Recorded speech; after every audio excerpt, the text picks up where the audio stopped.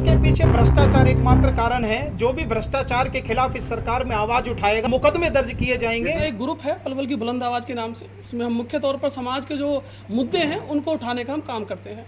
और भगवान की दुआ से आप सभी के सहयोग से, जनता के सहयोग से वो जो कार्य होते हैं वो प्रशासन तक पहुंचते हैं और वो कार्य भी होते हैं। वो आप सभी के सामने भी वीडियोज़ के माध्यम से दिखते हैं। मुद्दा था धौलागढ़ से जब काशीपुर की तरफ जाते हैं तो एक रोड का मुद्दा था, उसको लेकर के हमने कुछ समय पहले कोशिश की थी मुद्दा उठाने की। तो परसों हमारी बातचीत हुई कि भाई उस वाले मुद्दे को उठाने के लिए हम चलते हैं और एक्शन साहब को ज्ञापन के माध्यम से, क्योंकि हम पूरा प्रारूप पहले बनाते हैं कि किस माध्यम से मुद्दा उठाना है और कहाँ तक वो मुद्दा पहुँचाना है।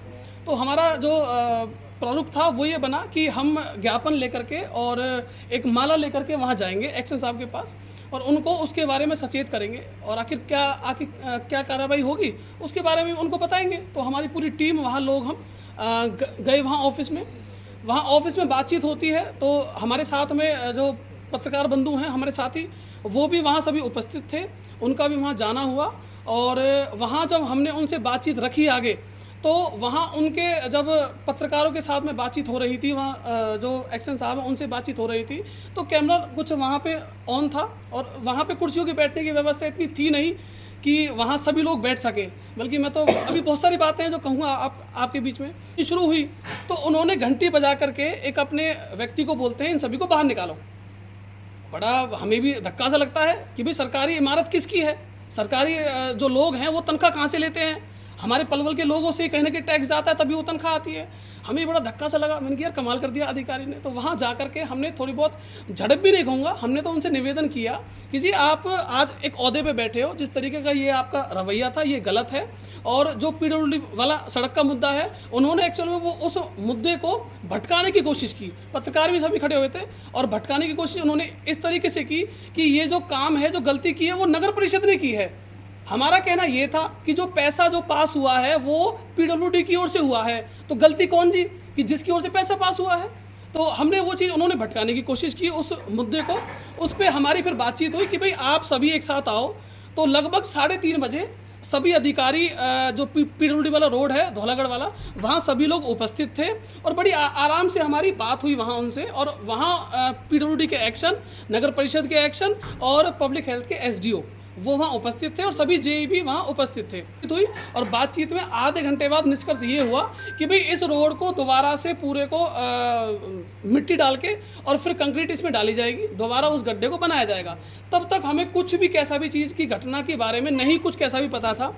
लेकिन फिर उसके बाद क्या पता लगता है कि आज हम बिल्कुल, मैं पहली बार रितेश जी से बात हुई थी मेरी, कभी उनसे कभी मिलना भी नहीं हुआ। और आज मुझे पता लगता है कि मेरे खिलाफ FIR दर्ज हो चुकी है। अब मेरा नाम तो उन्होंने साफ साफ लिखा हुआ है और रोहित कौशिक उसमें FIR में है। और बाकी जो अन्य हैं, अब अन्य तो जिन्होंने कराई है वो शायद उसके बारे में अच्छे से बता पाएंगे कि भाई कौन कौन उसमें लोग सम्मिलित हैं। बाकी वीडियो के माध्यम से शांतु ठाकुर जी हैं, क्योंकि हमारी पूरी टीम जाती है जहाँ भी जाती है मुद्दे को उठाने के लिए। पार्षद साहब हैं, संदीप जी हैं, भाई साहब हैं, ये भी साथ थे, और बाकी हमारी टीम के साथी हैं। तो मैं जिस तरीके से हमारी जो बुलंद आवाज़ टीम उठा रही है जनता के मुद्दों को लेकर के, आज कोई वहाँ इस तरह की कोई भाषा का प्रयोग नहीं हुआ था। केवल उन्होंने एक प्रयास किया था एक्शन साहब की, उसमें मैं तो गलती मानता हूँ जो मुकदमा वो आज हमारे ऊपर दर्ज करा रहे हैं। एक्शन साहब ने घंटी बजा करके अपने बाउंसरों को कमरे के अंदर बुलाने का प्रयास किया था और हमने कहा था कि इस तरह से आप गलत कर रहे हो। इतनी बात हमारी, इसको नोकझोंक कह लो या कुछ भी कह लो। रोहित ने कोई बदतमीजी करी थी जो बाइंडिंग ना हुआ है मुकदमा? ना कोई बदतमीजी हमारे सामने हमारे किसी भी कार्यकर्ता ने, हमारे किसी भी साथी ने नहीं की थी। कि भाई भ्रष्टाचार की आवाज़ ये लोग उठा रहे हैं, उस आवाज़ को दबाने के लिए एक झूठा मुकदमा दायर करा गया है। और जो भी अगर ये सोच रहे हैं अधिकारी कि भाई इस तरीके से आप भ्रष्टाचार को दबा पाएंगे, तो मैं समझता हूँ ऐसा बिल्कुल भी नहीं होने वाला। हम भ्रष्टाचार के खिलाफ आवाज़ उठा रहे हैं और आगे भी उठाते रहेंगे। एक चीज़ जानना चाहता हूँ कि जब 12 बजे अगर हमने कोई बदतमीजी करी जैसा कि वो कह रहे हैं, तो उसके बाद 3 बजे सड़क का मुआयना करने आए। अगले दिन रात को 7:30 बजे उन्हें ये ऑफ द थॉट आया कि भाई एक मुकदमा कराया जाए, क्योंकि इसमें करोड़ों का भ्रष्टाचार है, कई अधिकारी उनके इसमें फंस रहे हैं। और जैसा कि आपने बताया, जब गुरुदत्त जी ने उनके सामने सवाल पूछा, स्केल से नापा गया, कागजों में जो सड़क की मोटाई 10 इंच और 11 इंच होनी चाहिए वो मात्र 5 इंच थी। दोनों तरफ इंटरलॉकिंग टाइल होनी थी, नालियां होनी थी, वो नहीं थी।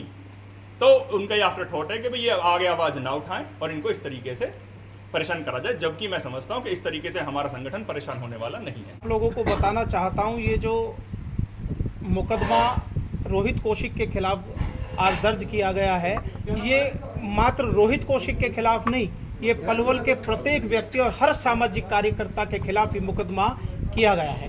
पहले हम सुनते थे कि विपक्ष की सरकार, जब कांग्रेस की सरकार हुआ करती थी, तो झूठे और नाजायज मुकदमे दर्ज किए जाते थे, और आज अगर भाजपा की ट्रिपल इंजन की सरकार में एक जनसेवक के ऊपर, और वो भी उस मीटिंग के अंदर जिसकी ऑडियो और वीडियो पलवल का हर व्यक्ति जानता है, जहां कोई बदतमीजी, कोई सरकारी कार्य में बाधा नहीं डाली गई, उस काम के लिए अगर झूठा मुकदमा दर्ज किया जाता है तो कहीं ना कहीं हमें इस जो शिकायत और मुकदमा दर्ज हुआ है उसमें कहीं ना कहीं सरकार के ऊपर स्तर पर कोई दबाव नज़र आता है। और दूसरी बात मैं आपके संज्ञान में ला दूं कि विश्वसनीय सूत्रों से जो हमें पता लगा है, जो आदरणीय एक्शन साहब हैं रितेश यादव जी, अगर आज हम उनकी संपत्ति की जांच कराएं तो कहीं ना कहीं आय से ज़्यादा एक भ्रष्टाचार का मामला उन पर बन सकता है। विश्वसनीय सूत्रों से प्राप्त हुआ है कि जो पिछले, जब से भी यादव साहब यहाँ पर आए हैं, बहुत बड़े पैमाने पर यहाँ पर भ्रष्टाचार किया जा रहा है, जिसकी समय समय पर सरकार द्वारा जांच भी कराई गई है। और आपके माध्यम से मैं एक आगाह भी कर दूं ये यादव जी को कि ये खाली एकमात्र एक जनसेवक के ऊपर ही झूठा मुकदमा दर्ज कराने तक सीमित नहीं होगा। अगर पलवल की आम जनता और पलवल के सभी जनसेवक मिलकर अगर उनके खिलाफ उतर आए तो उनको अपना दामन बचाना भारी पड़ जाएगा। खाली एप्लीकेशन देना वो ही नहीं जानते, हाई कोर्ट, सुप्रीम कोर्ट और ये कोर्ट सबके लिए है, हम लोग भी वहां जा सकते हैं। और आज उन्होंने अगर हमारे ऊपर प्रश्न चिन्ह रोहित कौशिक के माध्यम से लगाया है तो क्या उन्हें ये जवाब नहीं देना चाहिए? इतने वर्षों से जो रोड नीचे दब रही है, करोड़ों रुपए के टेंडर होने के बावजूद आज झूठा मुकदमा उनके ऊपर जो एलिगेशन लगाए जा रहे हैं, क्या उससे वो बच जाएंगे? तो ये कहीं ना कहीं पलवल के प्रत्येक व्यक्ति के ऊपर और सच्चाई को दबाने का एक प्रयास है। वर्ष के अंदर वहां पर एक अधिकारी के एक एप्लीकेशन देने के 2 दिन के भीतर मुकदमा दर्ज कर दिया जाता है, और वो भी नॉन कॉग्निजेबल जो ऑफेंस है उनके तहत जो है मुकदमा दर्ज कर लिया जाता है। तो कहीं ना कहीं ये ऊपर की तरफ से ट्रिपल इंजन की सरकार को भी कहीं ना कहीं जो है दोषी ठहराने का काम करता है, और ये दबाव की राजनीति है जो एक सच्चे जनसेवक को और सामाजिक कार्यकर्ता को और उसकी सच्चाई को और लोगों की आवाज़ उठाने को अभी रोकने का एक प्रयास है।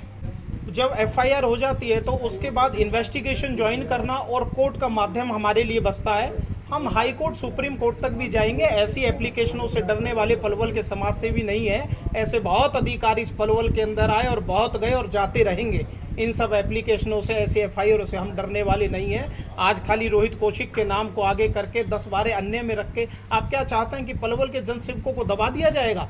ऐसा कदापि नहीं होगा। और ये आवाज़ और ज़्यादा मजबूती के साथ बिल्कुल, हमने कोई ऐसा गुनाह नहीं किया जिसके लिए हमें फरारी काटनी पड़े या भागना पड़े। हम अरेस्ट होने के लिए तैयार है। हमारी लड़ाई पलवल की आम जनता लड़ेगी, पलवल के समाज से भी लड़ेंगे। खाली रोहित कौशिक नहीं लड़ेगा, हम सब लड़ाई लड़ेंगे। और जमीन से हमें चाहे सुप्रीम कोर्ट तक की लड़ाई लड़े, हम उसके लिए पीछे नहीं हटेंगे। इसके पीछे भ्रष्टाचार एकमात्र कारण है। जो भी भ्रष्टाचार के खिलाफ इस सरकार में आवाज उठाएगा, या तो उन्हें डी कंपनी का नाम दिया जाएगा और या फिर उनके खिलाफ मुकदमे दर्ज किए जाएंगे। अगर भ्रष्टाचार के लिए आवाज उठाना डी गैंग है और डी एंड कंपनी है, तो हमें इस बात के लिए अपने ऊपर गर्व है कि हम डी एंड कंपनी के सदस्य हैं। लेकिन हमने उनके शासन में भी उनके खिलाफ भी आवाज उठाई थी, गलत के खिलाफ, और आज भी उठा रहे हैं। उस जमाने में भी हमने आमरण अनशन किया था और आज भी आमरण अनशन करने से पीछे नहीं उठेंगे। लेकिन भ्रष्टाचार के लिए ना हम कल चुप रहे थे, ना आगे चुप रहे।